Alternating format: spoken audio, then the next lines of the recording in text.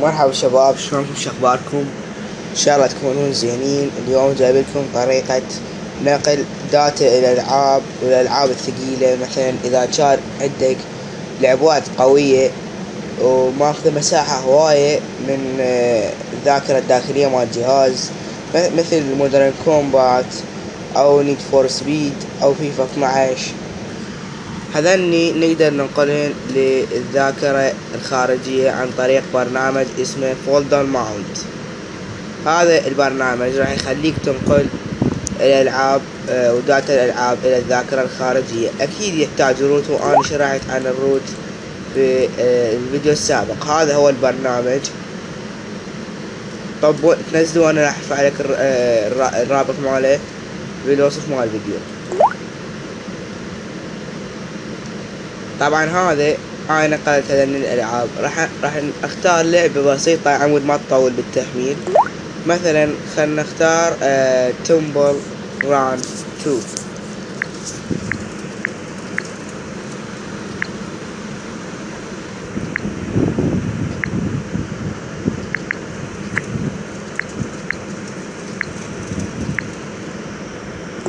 هاي كملنا اسم اللعبة.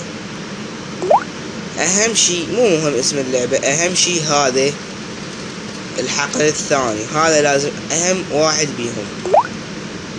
تجي شلون تطبق؟ لازم تختار الفولدر مال اللعبة نفسها. اكيد هن كلهن يروحن بالاندرويد.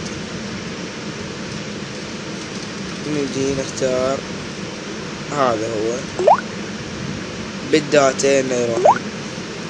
نجي من هنا نختار تمبل ران 2.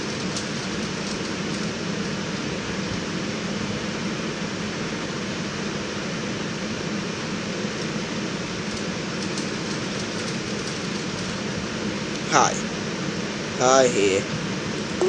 تيجي تختار اخر ملف، ها هي، بعدين تنطي صح يس.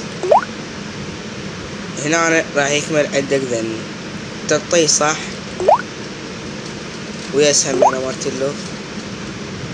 دا تنقل اللعبة. شوف النقلة بسرعة لان هي لعبة بسيطة. هسه اللعبة ما راح تشتغل لان نقلتها، فلازم ندوس على هاي مثل الاوبرا، هاي لازم ندوس عليها عمود تصير خضراء. هسه اللعبة تشتغل وماكو عليها اي اشكال. ان شاء الله يعجبكم الفيديو. طبعا هذا يعني للي عندهم ذاكرة قليلة او يحبون ينقلون الالعاب الى الذاكرة الخارجية عمود الجهاز ما يثقل. ان شاء الله يعجبكم الفيديو. السلام عليكم.